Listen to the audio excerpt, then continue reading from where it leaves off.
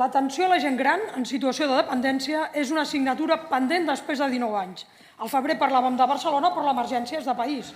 Les llistes d'espera i un sistema incapaç d'agilitzar valoracions i prestacions invaliden el dret de la ciutadania més vulnerable i les seves cuidadores.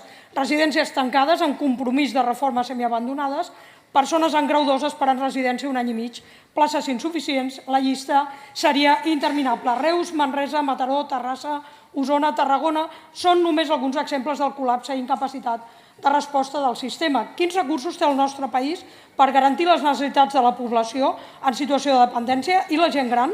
Creu que són suficients? Quina és la planificació per crear noves places 100% públiques? Quantes persones hi ha en llista d'espera? Quantes hauran de seguir esperant? Poden garantir que les altres, els centres sociosanitaris, responen a criteris clínics i no a la saturació i falta de places? Quines alternatives hi ha per a les persones que no poden tornar a casa o rebre cures al seu domicili? Alguns exemples, i no s'hi val Sabadell, consellera, perquè és fruit d'una reivindicació veïnal molt intensa durant 25 anys i el mèrit li pertoca a les veïnes. 1. Residència ICAS de Reus, tancada per dèficits estructurals amb compromís escrit d'inversió de 14 milions en la seva rehabilitació, després de queixes a la Sindicatura de Greuges. Un any després, les famílies denuncien en una concentració la deixadesa i abandonament que estan vivint. Han recollit 12.000 signatures, però no tenen respostes. Per què tanta pressa en treure la gent si no fan res per mantenir una residència 100% pública? No els importa el desarrelament de les residents i la dificultat per rebre visites? A què esperen? Què han fet amb els 14 milions pressupostats? 2. Manresa, novembre 2024.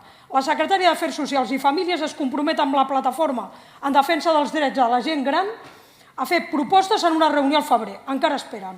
Febrer 2025. Petició de reunió a la coordinadora de la regió social de la Catalunya Central. Sense resposta. 8 de juliol. Suspenen la reunió entre la plataforma i la delegada territorial del govern només unes hores abans. La seva inacció fa el diàleg impossible.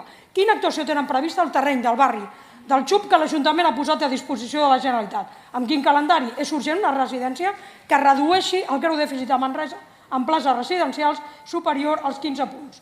3. Terrassa, 28 de juliol. Concentració ciutadana per reclamar la residència a Can Anglada i gestió 100% pública a Sant Pere Nord.